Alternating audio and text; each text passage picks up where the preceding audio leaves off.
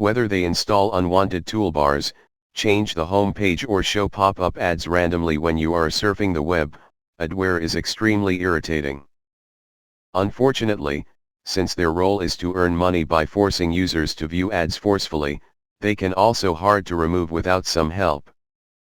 ZHPCleaner is a nifty piece of software that enables you to detect and remove toolbars, adware, hijackers, and numerous other potentially unwanted programs that are hogging your favorite browsers.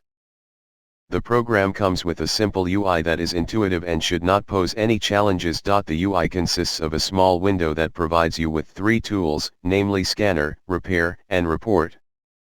As you probably hinted, you need to perform a scan first and then access the repair function to remove unwanted malicious software from your browser. Once the scan is complete, you are provided with a summary report and preview the pub found. If you do not know exactly what they are or if you need them, then you can use the right-click function and learn more prior to deletion. The report tool has the role of saving the results of your last scan so that you can access it at a later date.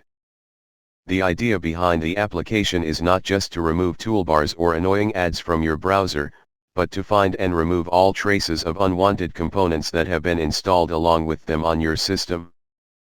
Therefore, in addition to adware, toolbars and other irritating elements that pop up in your browser, the tool removes directories, registries, and all other files associated with them. You should know that the utility allows you restore the changes you made to the computer. Consequentially, if you change your mind, you can hit the cancel button and follow the instructions provided.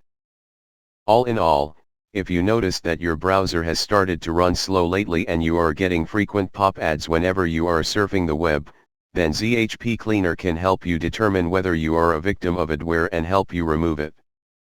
See you next video, and now some music.